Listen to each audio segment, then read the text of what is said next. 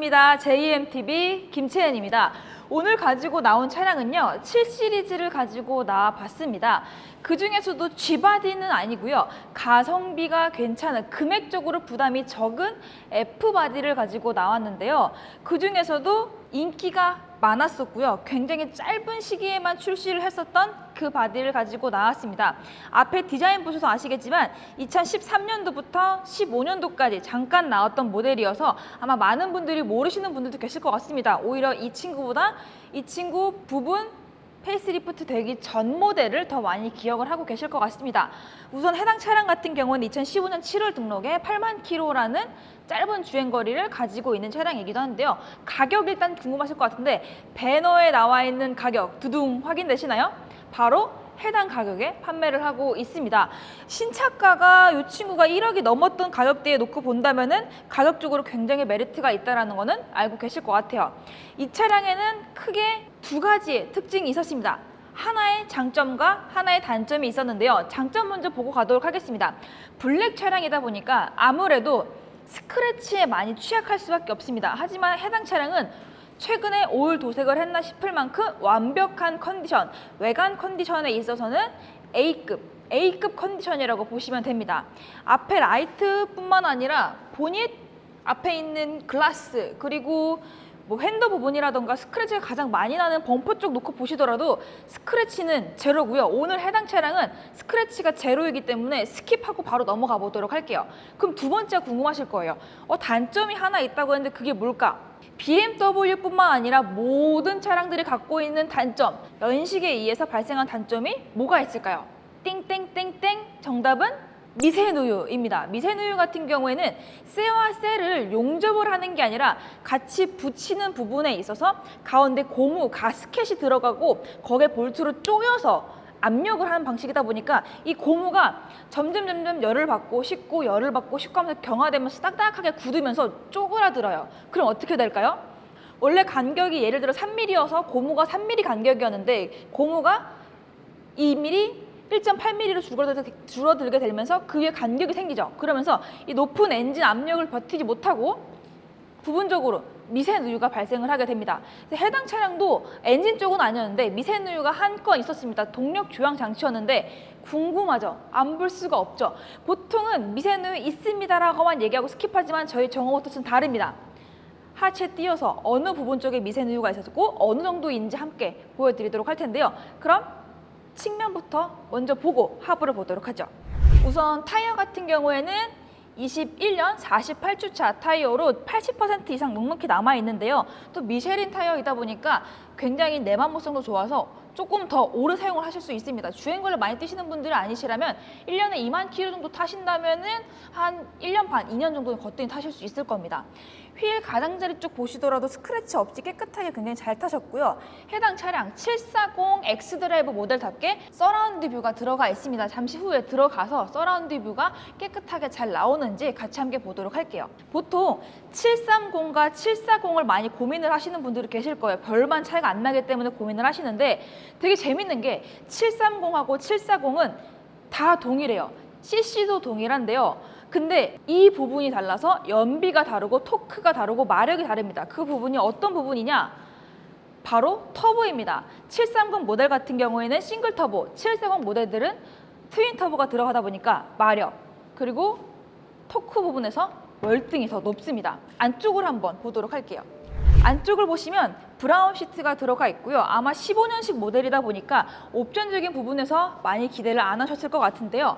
보시면 사각지대 경보장치, 헤드업 디스플레이, 차선 유지 보조장치, 그 다음에 스마트 크루즈 컨트롤까지 모두 다 들어가 있는 것을 확인하실 수가 있습니다. 요즘 들어가는 안전 옵션들은 대거 다 들어가 있는데 가격이 너무나 착하기 때문에 메리트가 있다고 봅니다.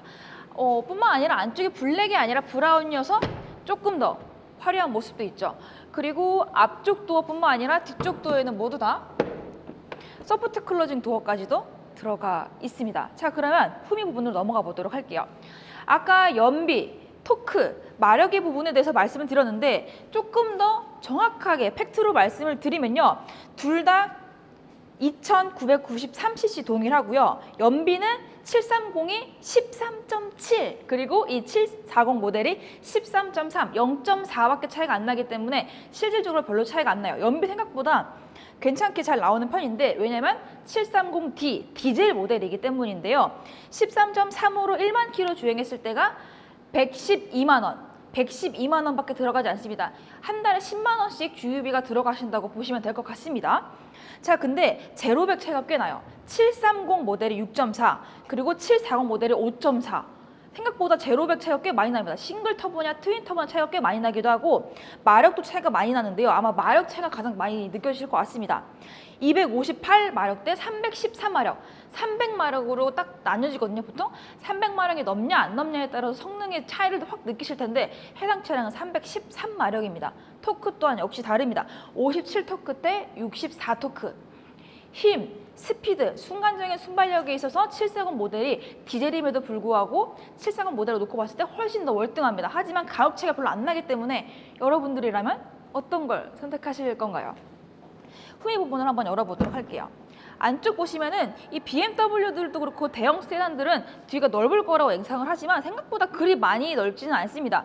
아쉽게 뒤쪽에 살짝 이염이 있는 부분이 있지만 이염만 있을 뿐이지 뭐 뜯어져 있거나 찢겨져 있는 부분들은 보이지는 않습니다.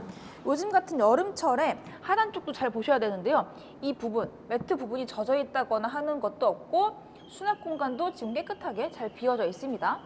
골프백은 안쪽에 넣긴 조금 힘들기 때문에 골프백을 만약에 실으셔야 된다라고 하신다면은 드라이버를 빼고 조금 접으시거나 아니면 뒷좌석에 실으시는 거를 추천드리도록 할게요.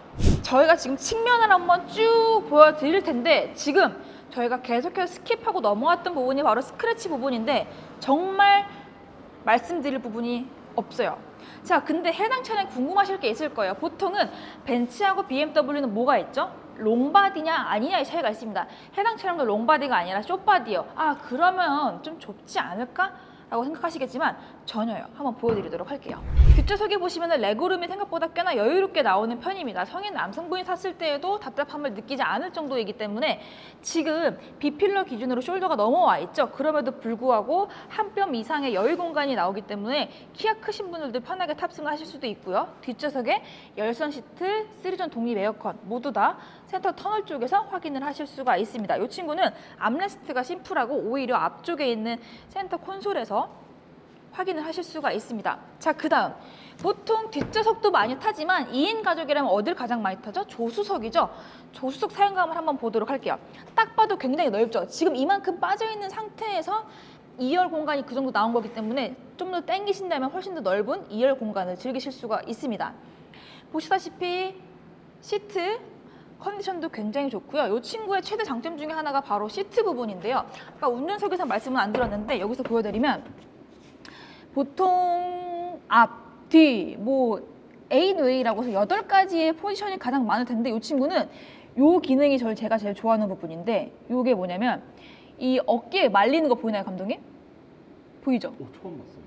저 숄더가 말려요. 그럼 이게 말리면 좋은 점이 뭐냐면 보통은 목받침을 하시는 이유가 머리가 뜨기 때문에 목받침을 하는 건데 이렇게 하면은 숄더가 내려오기 때문에 어깨에서 목 부분까지 지지가 되기 때문에 장거리 운전을 하기에도 훨씬 더 편하고요.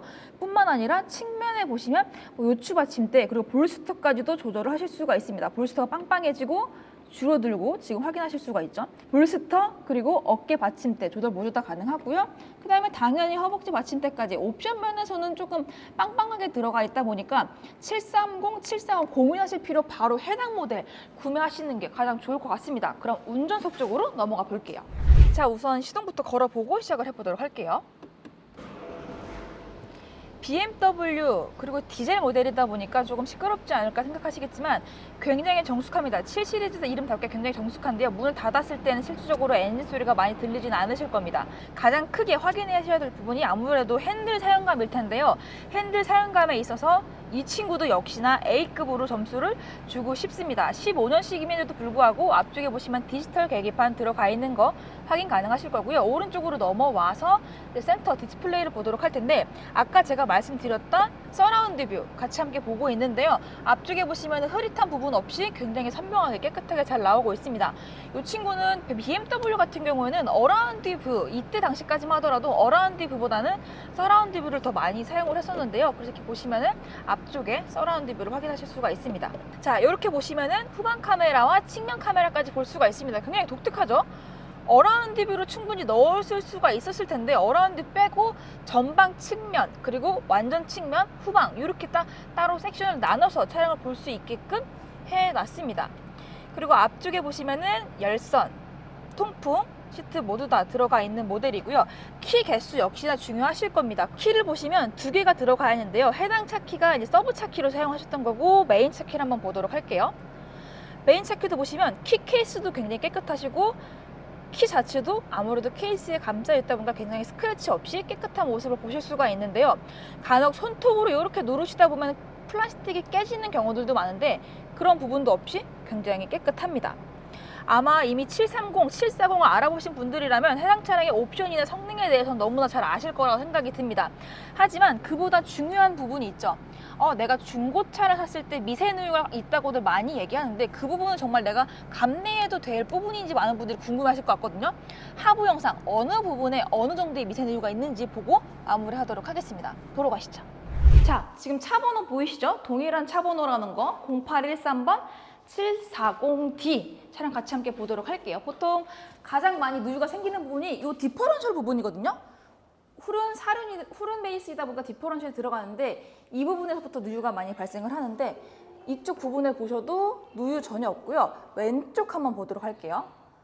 왼쪽 주요 조향 부분이죠. 조향은 앞쪽인데 뒤쪽에도 보시면 이 부싱 부분에서 누유가 많이 생기는데 왼쪽 그리고 오른쪽 보셔도 누유 전혀 보이질 않습니다. 그리고 앞쪽으로 한번 넘어가 볼게요. 이것 때문에 이제 누유는 아니냐고 하실 텐데 이거 보이시죠? 똑똑똑 떨어지죠? 저희가 아까 촬영한다고 에어컨을 조금 많이 털어놔가지고 에어컨 물 떨어지는 겁니다. 실제로 물이에요. 보시면 기름이 아니라 물이라는 거. 자, 그러면 조향 부분이 어느 부분이냐면요. 바로 이 앞쪽 부분의 핸들 조향 쪽 부분인데요. 좌우로 놓고 보시면 이 하단 쪽에서 누유가 많이 발생하거든요. 보시면은 왼쪽 어느 부분 때문에 미세누유라고 찍었는지 가늠이 안 갈 정도로 굉장히 깨끗한 컨디션 보여주고 있고요. 오른쪽 때문인가? 오른쪽 한번 보여드릴게요. 오른쪽도 보시면은 굉장히 깨끗합니다. 이렇게 깨끗하더라도 안에 죽은 먼지가 살짝만 붙어 있어도 미세누유로 체크를 한다는 점. 그렇기 때문에 이게 진짜 미세누유인가? 라고 걱정은 안 하셔도 될 것 같습니다. 이게 이 정도만 되더라도 미세누유라는 거예요. 그렇기 때문에 여러분들이 미세누유 있다고 해서 무조건 걱정을 하시기보다 리프트를 띄워서 점검을 해보시거나 아니면 정호모터스처럼 3일 시승이 가능할 때 직접 가셔서 이 정도가 미세누유라고 하는데 수리해야 되는지 수리할 필요 없는지, 한다면 언제 해야 되는지, 비용이 얼마 정도 드는지 이 정도만 알고 계셔도 현명하게 구매하실 수가 있습니다. 자, 지금까지 하부 점검 요정 김채연이었습니다. 뾰로롱 안녕!